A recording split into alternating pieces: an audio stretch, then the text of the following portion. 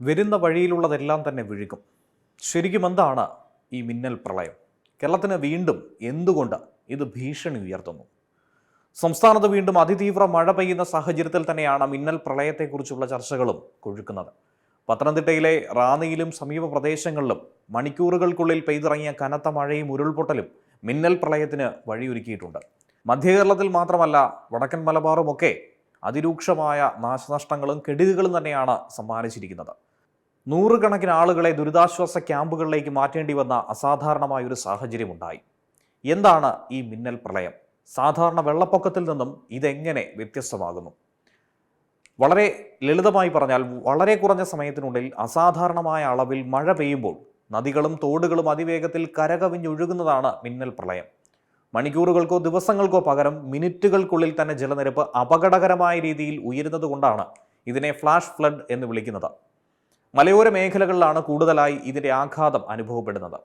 കുത്തനെയുള്ള ചരിവുകളിലൂടെ മഴവെള്ളം അതിവേഗത്തിൽ താഴേക്ക് ഒഴുകുമ്പോൾ അതിനൊപ്പം മണ്ണും പാറയും ചെളിയും മരങ്ങളും വലിച്ചു കൊണ്ടുവരും. ഇതാണ് പലപ്പോഴും ഉരുൾപൊട്ടലിനും വലിയ നാശനഷ്ടങ്ങൾക്കുമൊക്കെ തന്നെ കാരണമാകുന്നത്.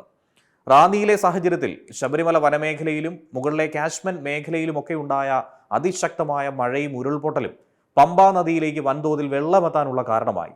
പിന്നീട് പമ്പയും അതിൻ്റെ പോഷക നദികളും കരകവിഞ്ഞൊഴുകിയതോടെ നഗരപ്രദേശങ്ങൾ മണിക്കൂറുകൾക്കുള്ളിൽ തന്നെ വെള്ളത്തിനടിയിലായി.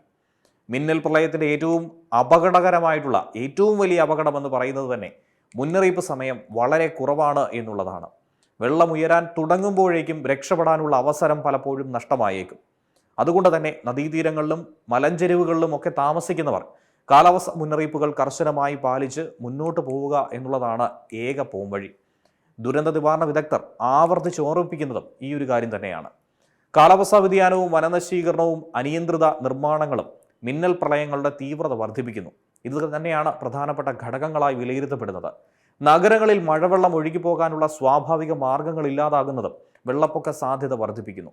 അതുകൊണ്ട് തന്നെ അതിതീവ്രമായ മഴയുടെ മുന്നറിയിപ്പ് കിട്ടുന്ന സാഹചര്യങ്ങളിലൊക്കെ അനാവശ്യ യാത്രകൾ ഒഴിവാക്കി നദികളുടെയും തോടുകളുടെയും സമീപ പ്രദേശത്ത് നിന്ന് മാറി നിന്ന് അധികൃതർ നൽകുന്ന നിർദ്ദേശങ്ങൾ കൃത്യമായി പാലിക്കുക എന്നുള്ളത് മാത്രമാണ് ജീവൻ രക്ഷിക്കാനുള്ള ഏറ്റവും ഫലപ്രദമായ മാർഗങ്ങൾ.